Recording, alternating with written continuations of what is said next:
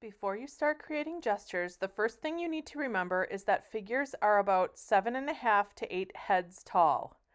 This measurement is important because you can take the size of the head and compare it to the size of the body as you are drawing different gestures to make sure things are proportional. There are several mark-making techniques you can use to create gesture. When I create gestures, I normally focus on the general shapes of the figure, or I'll take the side of the pastel to show the mass of the form. Generally speaking, it's best to use a live figure when creating gestures. The reason for this is that gravity affects all objects. As an artist draws a figure, the weight of the figure will make that person want or need to move, as holding the pose will start to hurt after a while. This reality means that artists must move quickly when they attempt to capture and depict the human form.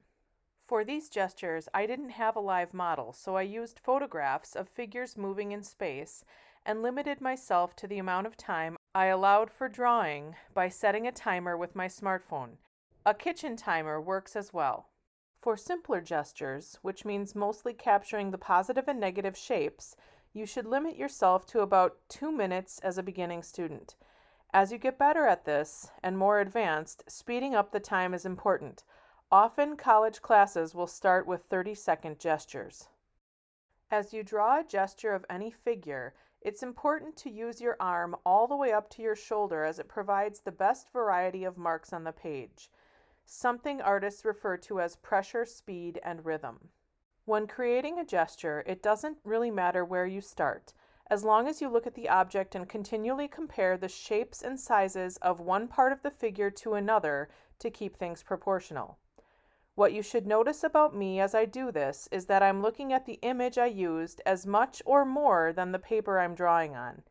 As I look at the image and then my paper, I'm comparing the negative spaces around and within the figure to depict it accurately.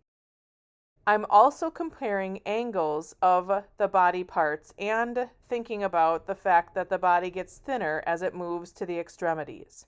If there's time left, once I have the shapes of the body drawn, I include value to show where the light is hitting the figure.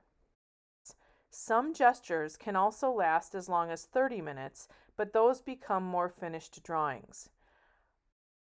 Here I used 4 colors. I would use for sure at least 3, a light, a medium, and a dark to show the value. I always start gestures with the lightest color to capture the form. Then I add other colors to create the value on the figure. I can correct some initial mistakes as I add those darker colors. Again, I'm continually measuring what I've drawn and comparing the sizes and shapes of my drawing with what I'm seeing, looking at the figure more than at my drawing. You should notice as I add value to the figure and background of this gesture, the colors and mark making have a specific pressure, speed, and rhythm specific to me. You'll notice that you have a specific mark making style as well. One other thing I noticed as I was working on the background is that I forgot to unwrap the blue oil pastel, which limited my marks towards the end of the drawing. I normally unwrap everything as I work so that I can use any part of the pastel and get a variety of lines, tones, and strokes. By the time my smartphone time elapsed, I normally have a fairly decent gesture drawing. This will take some practice to do. If you keep trying, eventually you'll get better and even really good at it. Nothing great comes without hard work. You can do it if you keep trying.